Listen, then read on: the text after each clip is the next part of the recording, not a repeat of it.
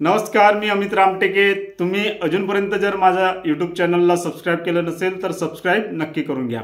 आज आपण बोलणार आहोत शिवडी या विधानसभा मतदारसंघाबद्दल। शिवडी हा जो मतदारसंघ आहे हा शिवसेनेचा बालेकिल्ला समजला जाणारा मतदारसंघ आहे।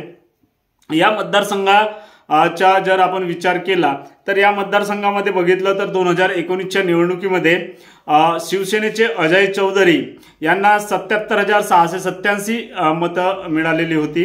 तर मनसेचे महाराष्ट्र नवनिर्माण सेनेचे संतोष नलावळे यांना 38,350 इतकी मतं मिळालेली होती।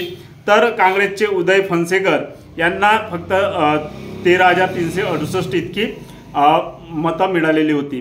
यावरूनच तुम्हाला दिसून येईल की मतांच्या टक्केवारीमध्ये किती फरक आहे आणि हा शिवसेनेचा एक प्रकारे कशा पद्धतीने बालेकिल्ला आहे। दुसरीकडे जर बघितलं तर या शिवडी या विधानसभा मतदारसंघाचा जर विचार केला तर शिवसेना या पक्षामध्ये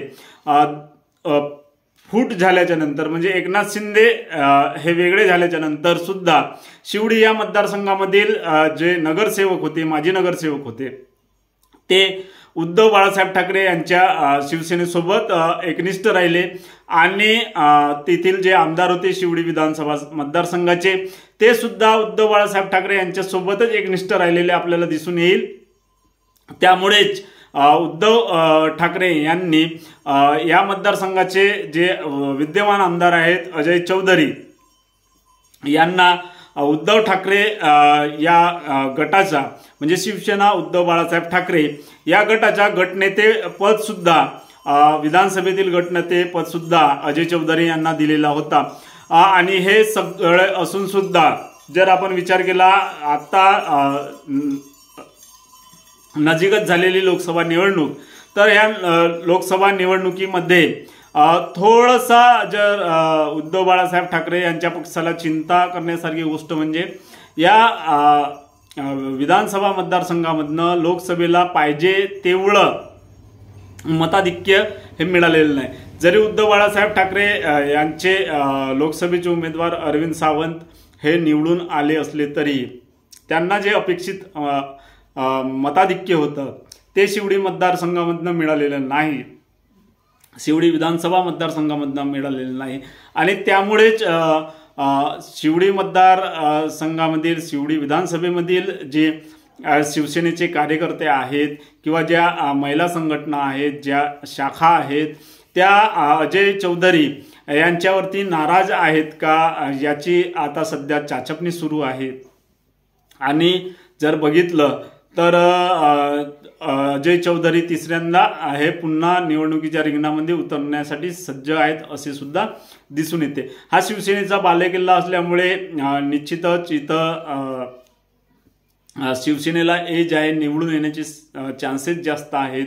असे असले तरी शिवसेनेमध्ये फूट पडलेली आहे आणि महायुतीसोबत आता राज ठाकरे सुद्धा म्हणजे महाराष्ट्र नवनिर्माण सेना सुद्धा आहे आणि महाराष्ट्र नवनिर्माण सेनेचे सुद्धा या क्षेत्रामध्ये एक प्रकारे चांगले प्राबल्य आहे। 2009च्या निवडणुकीमध्ये महाराष्ट्र नवनिर्माण सेनेचे बाळा नांदगावकर हे या शिवडी मतदारसंघामधून निवडून आलेले होते।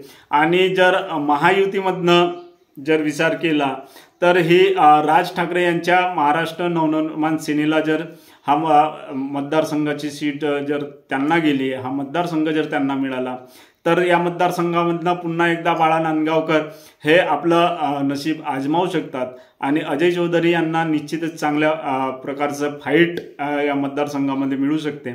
आणि म्हणूनच उद्धव ठाकरे या मतदारसंघामधनं उमेदवार बदलतात की तिसऱ्यांदा पुन्हा एकदा अजय चौधरी यांनाच संधी देतात हे पाहण्यासारखं राहणार आहे। आणि जर आपण बघितलं तर या मतदारसंघाची जी पकड आहे उद्धव ठाकरे यांची हे आपल्याला दिसून येते। अरविंद सावंत यांच्या निवडणुकीमध्ये न सुद्धा ते दिसून आले, परंतु जो मताधिक्य पाहिजे होता तो मिळालेला नाही। हीच उद्धव ठाकरे यांच्यासाठी चिंतेची बाब आहे। आणि अशा परिस्थितीमध्ये नेमकं शिवडी विधानसभेमध्ये काय घडतंय हे पाहण्यासारखं राहणार आहे। ही महाविकास आघाडीकडनं हे निश्चितच शिवसेना उद्धव बाळासाहेब ठाकरे यांच्या गटाला हा मतदारसंघ जाईल, परंतु महायुतीकडनं हा एकनाथ शिंदे यांच्या गटाला जातोय की महाराष्ट्र नवनिर्माण सेनेला जातोय, यावरनं या निवडणुकीचे एकूणच काय गणित असतील या विधानसभा मतदारसंघातील हे सुद्धा पाहण्यासारखं राहणार आहे।